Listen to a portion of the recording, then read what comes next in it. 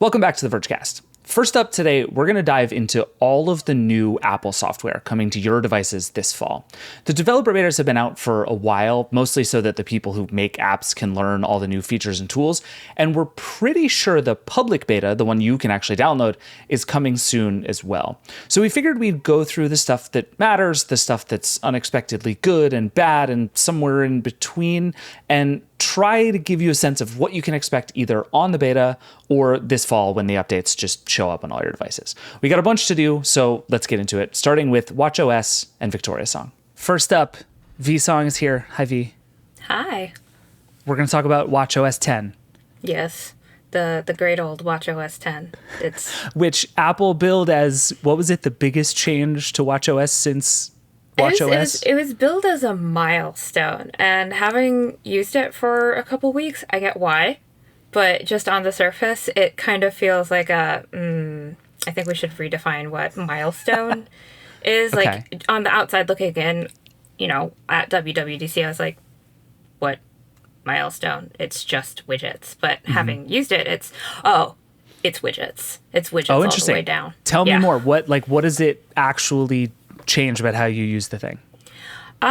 A little bit of everything. It's one of those significant but subtle changes. Like, I can now use watch faces that don't have complications on it and not feel like I'm missing out, which for me is huge because I aesthetically don't love the look of Modular Duo or like Modular, which is my go-to watch face.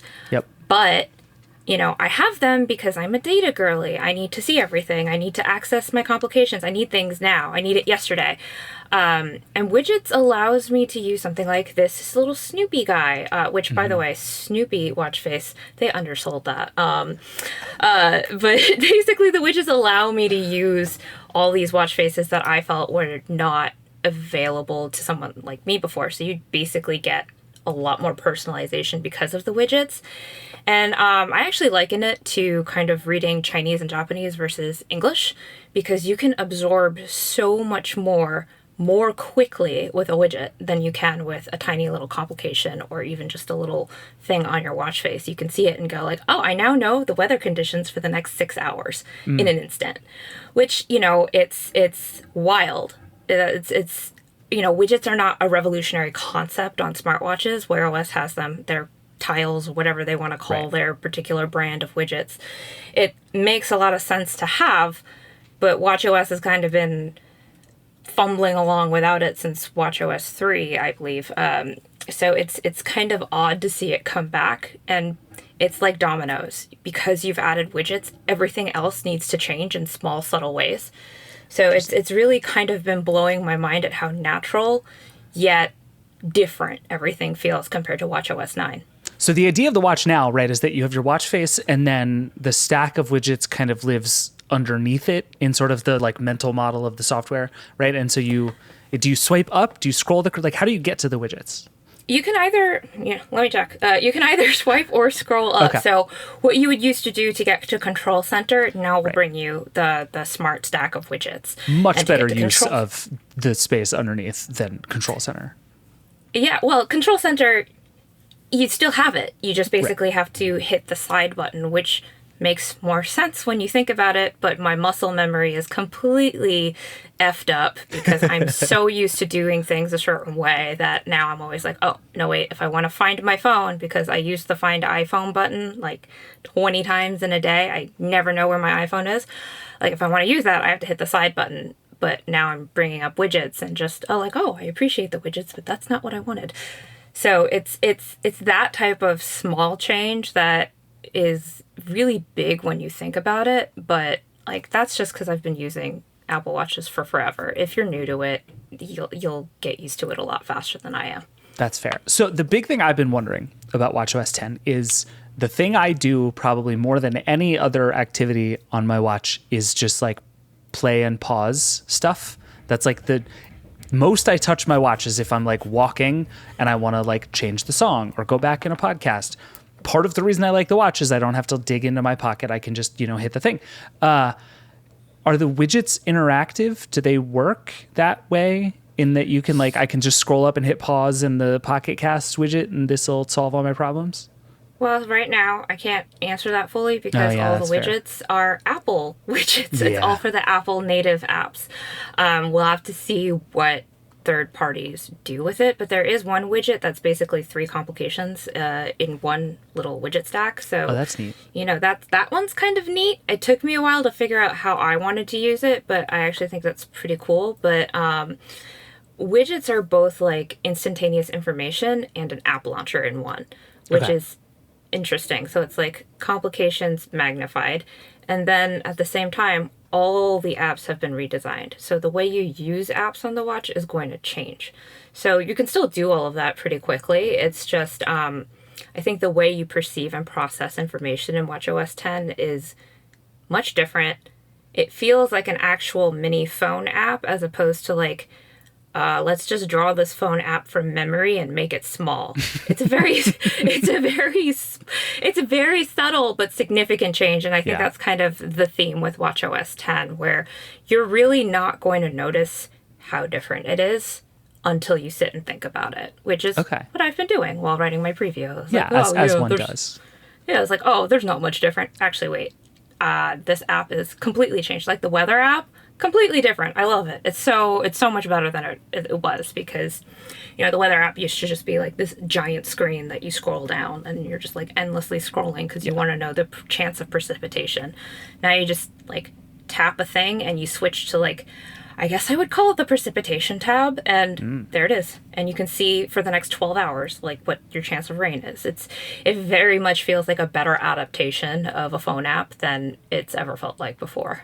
Yeah, thank God we're getting rid of the like everything you need. Just scroll forever and ever on your wrist. That was not good app design. This is better. There's so much less scrolling, and yet I use the digital crown a lot more. It's very weird. I don't understand why. Like, This is how they get you, V. It's a This is revolutionary how they input device. get you. It's the mouse of the Apple Watch. I'm still scarred by that from the Apple Watch Ultra podcast we did. But it actually is more useful and more intuitive to use than it has been, because previously I would just be like scrolling, and now it makes more sense to use it as I scroll between the different screens of the different watchOS apps. I just can't wait to see what third-party developers are going to do with it, because whether or not watchOS 10 does well overall, I think will depend a lot on that, because the Apple Watch apps are fine. Like the workout app is basically the same thing. It's just slightly easier to read. But, you can just be a lot more creative with how you design the watch. Like the activity app is completely different. The weather app is completely different. And the way I interact with those apps is much more creative and free-flowing than it would have been in the past. So, you know me, I love my focus modes. I'm going to go ham. I'm going to go ham on them. So yeah. But Snoopy watch face, totally underrated. Love that thing. Well, It's hard so disagree, good. but we'll save that for another time. This all mostly seems like good news. Is there anything that sucks about watchOS 10? Anything you hate so far? Nothing I hate so far. Just like I haven't had as much time as I would like to get into the fitness stuff, just because it's mostly cycling. I am a public hazard on a bike. I should not ride a bike. So I'm going to rope somebody in to give a more informed opinion on that. And I haven't had a chance to go hiking with it yet, so I can't tell you how good the maps are just yet. But I guess if I were to hate something, I actually don't love the way that they've changed your activity app, in the sense that they've grouped your trophies and badges in a slightly different way, and it's kind of obnoxious to me. I don't love it. It's weird. And That's one place where I like all the scrolling. I'm like, look at all this cool stuff I did. Oh, it's not like it's gone. It's just it's like switching between tabs in a mobile app. You just hit something and there it is, and you can scroll a little bit to get more data. But it's just everything is much faster with less scrolling. Like it just makes sense when you use it. You just have to use it and you'll get what I mean. But it's very hard to describe is what I'm learning right now. Fair enough. All right. Well, this is good news. This is better than I was hoping for. I was kind of expecting, when we came out of WWDC, being like, this doesn't seem like all that much, but it sounds like it all adds up to something. That's exciting. Yeah. And I'm telling you, you're wrong about the Snoopy one. It adjusts to your day. It's very cool in ways that I did not expect. I don't even like peanuts. I'm not a peanut head. I don't like Snoopy, but I like the watch face. It's very You're a strange. data girly, but not a peanut head. This is what we're learning. Yeah, data girly, not a peanut head. That's me. I like it. All right, V, thank you. Next up, tvOS, the Apple TV. Chris Welch is here. Hi, Chris. Hello, good to be back. I feel like tvOS is more exciting than it was advertised at WWDC. It turns out there's actually like some stuff going on, right? What have you found so far? Yeah, I agree. This seems to be one of the bigger years for tvOS in quite a while. There's FaceTime, obviously, which is one of those things that I kind of feel like would have been nice during the pandemic, but I guess better late than never. So that's going to be on there. And I guess Zoom and also WebEx are going to have their apps on Apple TV as well. So that's one of the big ones. They redid the control center, so it's a lot more dense with information now and shows the stuff you actually want there. There's like a sleep timer for your TV. If you're one of those people just, nods off during Netflix, there you go. You can have 6 icons per row now instead of 5.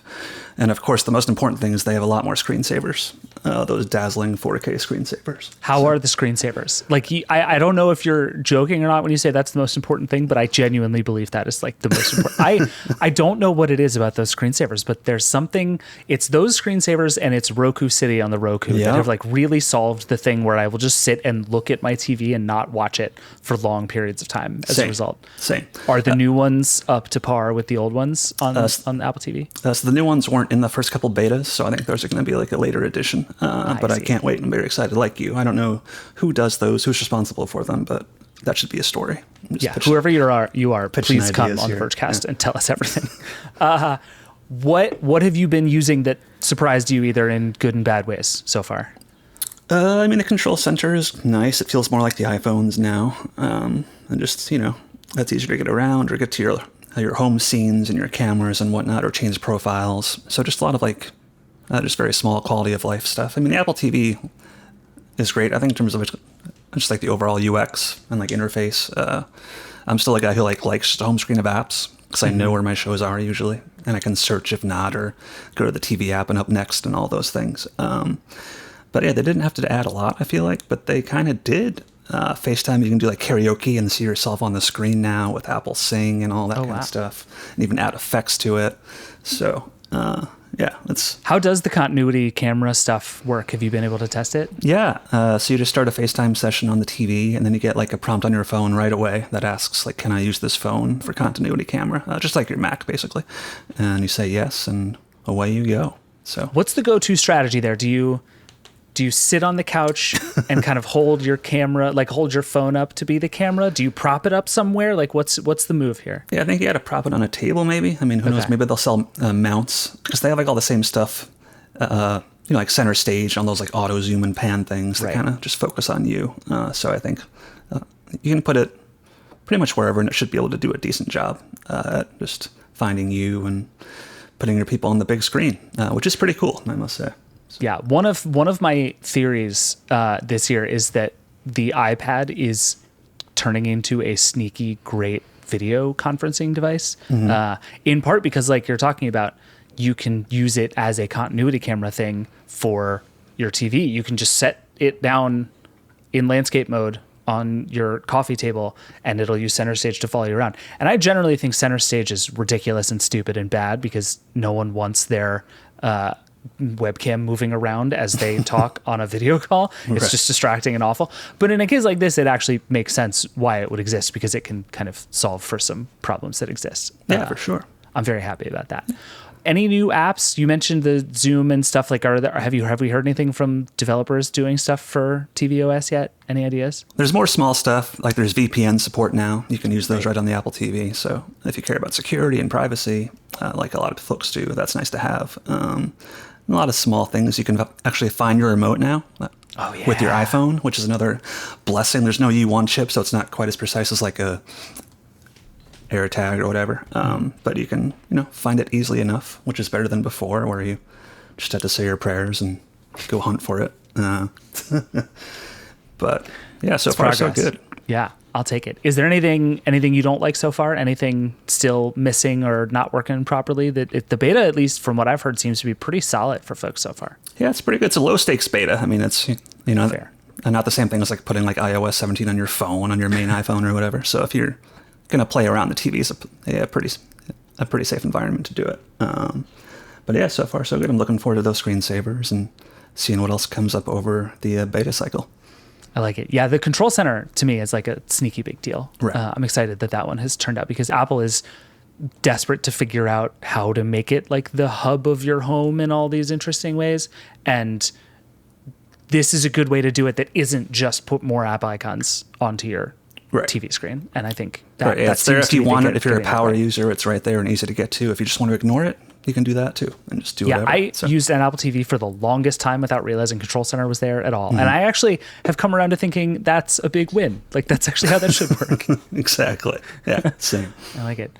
All right, Chris, thank you as always. We'll talk to you again soon. Now let's do iOS 17. Allison Johnson's here. Hi, Allison. Hello. You have the hardest job in this particular segment, which is just that you have by far the most to talk about because iOS 17, I was just going through the list. There's actually a lot of new stuff. Let's not get into everything. We have lots of time to get into everything, but you've been using it so far. And the question I'm most curious about is in using the betas, what have you found yourself using that's new most often? Like what has actually sort of crept into your daily life of the new stuff? It's a lot of little things. And I think there's just a huge laundry list of stuff that's updated like across everything you can imagine. But some things that stick out to me, and they're not like glamorous or exciting, but like the updates to the keyboard, you can write a swear word now and it doesn't just swoop in there and correct it for you. Yep. I have found autocorrect is wrong much less often than it used to be. And it might just be anecdotal. I might be paying more attention than normal, but the number of texts that I have sent with autocorrect mistakes it has gone way down. Right. I feel like I'm fighting it less, where you're constantly having to go back and be like, oh, no, that's not what I wanted to write. And there's like extra little tools in there where it underlines something that it changed. So you're less likely to like send the text and be like, oh my God, that's not what I meant to say. Just like little pleasant things throughout the keyboard that like will be hard for anybody to really like identify even, or be like, wow, this is a great new experience, but it's just nicer. One that I know we're both fans of is Standby. Yes. Which is a delightful little feature where you start charging your phone, turn it sideways, and it turns the display into like a little clock, or there's a couple options like a calendar with some widgets. And the idea is you put it on kind of your nightstand and it's there for you when you want to check the time in the middle of the night. It's so nice. I really like it. Yeah. It's there's a version of Standby that you can basically just use as a photo viewer, and the aspect ratio is not amazing, right? Because you're basically on a like long, short screen. It's great. I just set it up to show my photos, and I just have a photo viewer that sits there while my phone charges. It's awesome. It's so nice, and it works. Yeah. I love that it works with any charger. You can use wired charging. You can use MagSafe. You can use whatever wireless charger you have lying around. That's just like kind of un-Apple and lovely. I know, right? Yeah. So thanks, guys. And one that surprised me, I was not expecting to like as much as I do, is the new kind of interface for stickers. Gotta admit, I don't use stickers a lot, but in iOS 17, you know how in iOS 16 you could do those like image cutouts of someone from a photo or you just long press and it like pulls out Yeah. whatever the thing you're talking about is. Yeah, it takes it out of the background. Everyone was like, this is cool. What do I do with this? Now there's just an option right there to turn it into a sticker. And you can go into your iMessage chat and you can put that sticker all over the chat, like just on any message, and it'll show up for everybody where you put it. And you can turn a live photo into a sticker now too. That's awesome. I didn't know that actually is genuinely useful. It's fun. It's like a great new way to annoy your partner, which is how I'm using it. The possibilities I'm a big believer are in endless. anything that makes it so I can respond to a text message in like 2 taps. Yeah. Like the tap back stuff is so good for that reason. And having a bunch of stickers where I can just like, anytime we're talking about the dog, I can just like press the dog sticker and just boom, there it goes. Yep. Love that. Into that. What have you seen with the phone call stuff so far? Obviously, this will be easier to see once more people have iOS 17, but there's the contact posters, there's the live voicemail stuff. Anything jump out to you in that space so far? Yeah, I played with contact posters a little bit. It's very much like the lock screen on iOS 16, same kind of deal. Did you pick a photo or a memoji for your contact poster? I did a photo. I can't do memoji. I don't know. I think I'm too old or not old enough. Like I'm in a middle ground where like I missed memojis. But yeah, it's a lot of pressure. It really is a lot of pressure. I spent a long time setting mine up. Yeah. I have like 3 different ones that I'm like, maybe I'll be in a different mood and I'll pick a different one. So those will be fun. It'll be really interesting to see like who adopts it and, you know, what the uptake rate is. It's like everyone going to have a contact poster all at once. So that one will get, I think, more interesting as the beta rolls out and the full release comes. But the live transcription on voicemail, 100% love it. I'm never picking up my phone again. Like this is what I need. Should mention that Google Pixel phones do a similar thing, where the assistant will kind of be like, "This person is using a screening service. What are you calling about?" But I kind of love that Apple is just like, no, you're just leaving a voicemail.